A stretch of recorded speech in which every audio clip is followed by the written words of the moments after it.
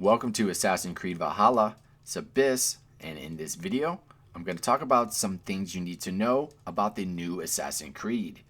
Now remember to hit that like button and subscribe to help support the channel.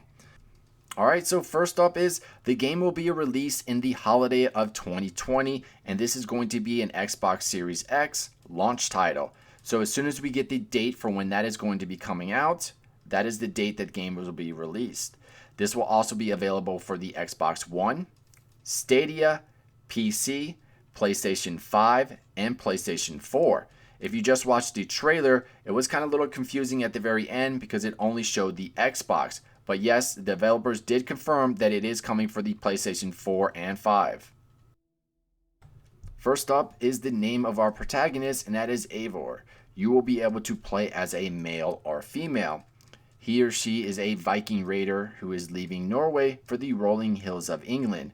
The goal is to settle their people and build a thriving settlement. Next, the game is set in a Viking Age, visiting some important moments in history. It is a time of war and a time of alliances. This is a perfect setting for Assassin's Creed. It will focus on the four major kingdoms of England during the 9th century, the Dark Ages of England. I'm going to show you a couple maps from Google so you can kind of get a picture of the 9th century. This is the modern day major cities like London, Winchester. Players will still be able to travel back and forth from Norway to England. There is a lot to see and do in Norway, so it's not just only England that you're going to be playing in. Next, we will continue the present day journey and continue Layla's journey as well. There will be some surprises and some unexpected content for the players who love that kind of stuff. That is all that I can say for now. You will see more later on down the road. Next, the Viking experience is going to be a mixture of Blackflags with the naval combat and Brotherhood with the base building settlements in England. So in order to succeed and start thriving, players will go on raids. Beyond raiding, there will be assaults. Assaults will be attacks on giant fortifications. Settlements will play a big part. Every character that you bring into your settlement has some kind of value towards Eivor and the settlement. There will be a custom features for each settlement, and every building that you place has gameplay value. Next is combat. There are a lot of famous weapons from this time period. Viking round shield and tower shields, spears, bearded axes, Dane axes, and long swords. They will be introducing dual wielding. Best part of that is you can dual wield any combination of weapons, axe and sword, 2 axes, plus if you want to, you can dual wield 2 shields. A lot of effort has gone into the weapons and abilities. Eivor can throw an axe, which is an ability that you can gain. They put a lot of variety into the enemies to make sure that you will still be surprised even after playing for 10 or 20 hours with what the enemies can do in the world.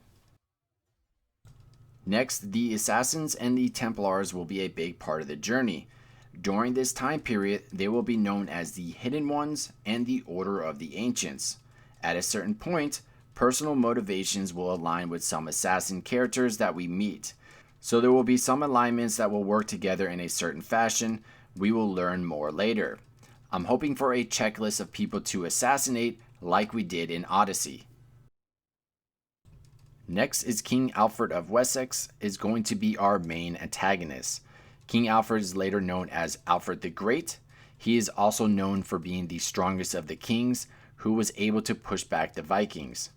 Netflix has a series called The Last Kingdom that I'm starting to binge watch. During the series, Alfred the Great defends the kingdom against the Norse invaders. I figured this is a good way to kill time while waiting for the game and see a different take on the story around that time. Next is the RPG in player progression. First, they wanted a fresh take on it, so the way that gear works is completely revamped. Every piece of gear you find is unique. You can upgrade each piece of gear. If you wish to carry the same piece of gear to the end of the game, you can. Everything has its own unique value. At a certain point, you will start customizing gear. Now with the abilities and skills, they are also being revamped. Players will have a large skill graph, picking up new skills to fine-tune what type of Viking you are. everything from abilities to skills to weaponry. This is a fresh new take on progression so that you feel into the Viking fantasy. Next, Ubisoft Montreal is leading the development on the game. The studio's last two Assassin's Creed games were Origins and Black Flags. Plus, along with 12 other Ubisoft studios are supporting the development. I have no doubts that this will get done in time.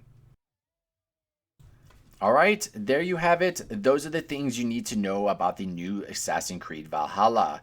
If you are a big fan of this series, then I highly recommend subscribing to my channel and turning on notifications.